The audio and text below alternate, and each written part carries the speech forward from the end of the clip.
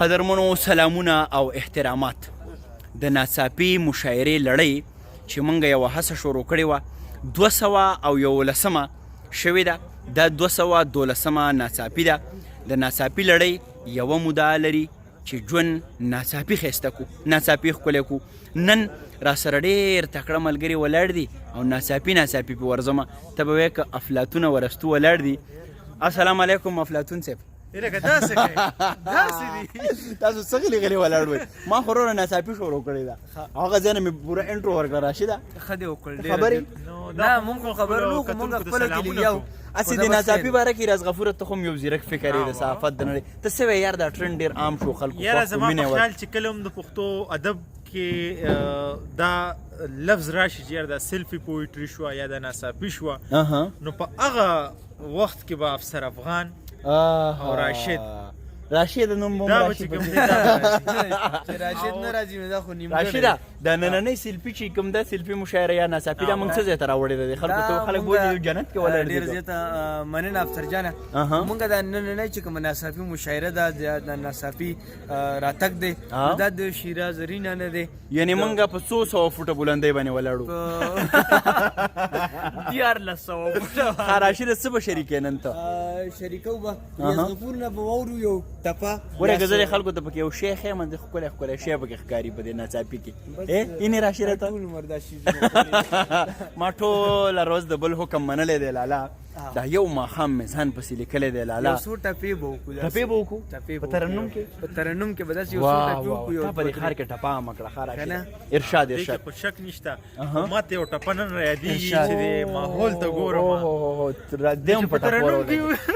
پیر بابا هم دا کار کوي. پیر بابا ترنم کې ووایه، ترنم کې ووایه. ملګرو خاندئ خوشحالېږئ د پښتنو پښتو ژوندی شوه خوند کوي نه. سبا وطن ته روانېږم د خپل وطن یاران مې ډېر یاد شوي دي نه. او راځه چې سوات ته سره لاړ شو. ته به غوزان خورې زه به شونډې سرې کومه. خدایه ګورګورې تورې ما کړې چې نکۍ سرې شونډې وړې تیرې راوړې. او که دې زما دیدن یادېږي سپوږمۍ ته ګوره زه به کور ولاړه یمه. او دیدن مې ستا باندې مې نورې په لویه لار کې سبانا کم ودرېږمه. ولې دې بن را باندې وکړه او کور مې کو اولاد به خدای نه راکونه.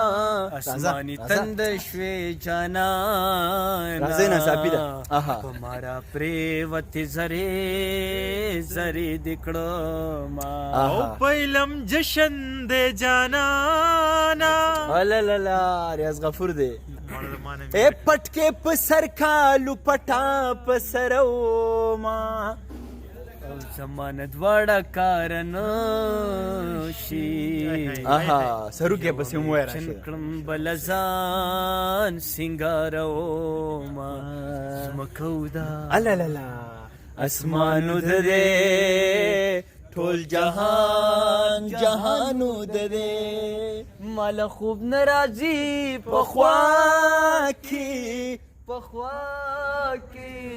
پخوا کې می جانانو د دې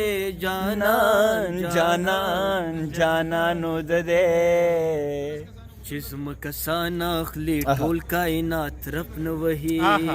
چې زمکه سان اخلي ټول کائنات رب نه وهي. چې زمکه سان اخلي ټول کائنات رب نه وهي.